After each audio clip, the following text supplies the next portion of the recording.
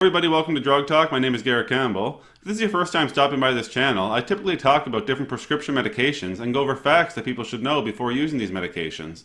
Also, sometimes in videos like this, I talk about my own personal experience while using medications used to treat bipolar disorder.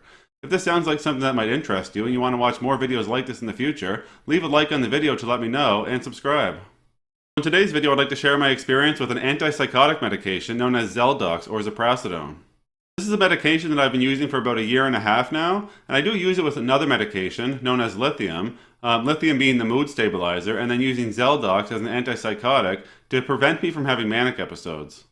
I started this medication in between my 4th and 5th hospitalization after trying many different other antipsychotics, such as Abilify, olanzapine, Latuda or Lorazepam, and a couple others.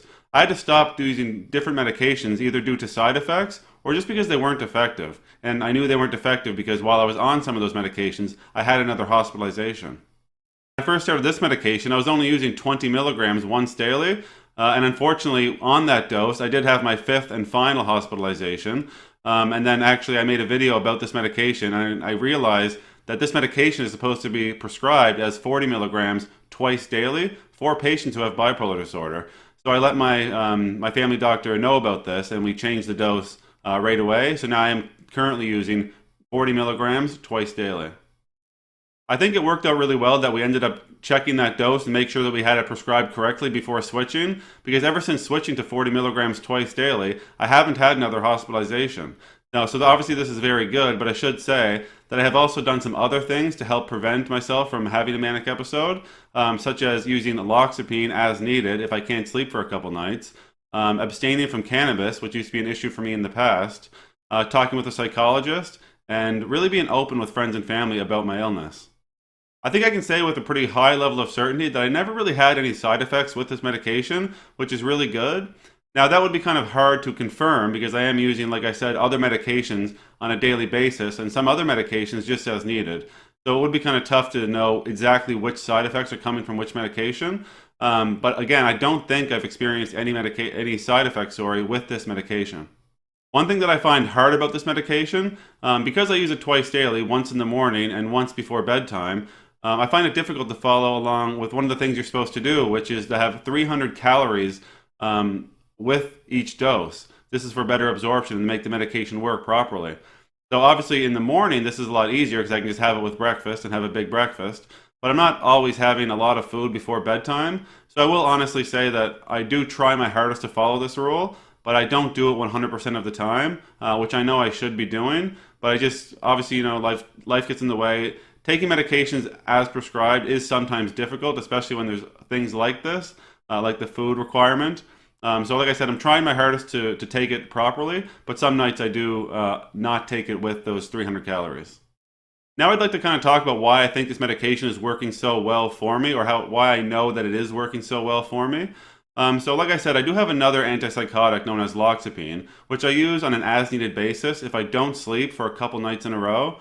My psychiatrist always says that sleep is the first thing to go on the path towards mania. So if I have trouble sleeping for a couple nights, I'll use a loxapine, again, another antipsychotic, to help me sleep. So I only use this medication if I kind of feel my energy going a little higher after those nights of not sleeping. And that's only happened a couple times in the last 2 years using the Zeldox medication. So because I've only had to use loxapine in such a small frequency, it really kind of shows that the Zeldox is doing its job to prevent me from having that high energy that you usually see before hypomania or mania. Assuming everything goes well over the next few years and I continue to stay healthy and stay out of the hospital, I assume this will be a medication that I stay on indefinitely. So far I've had no problems with my blood work or anything like that since starting it.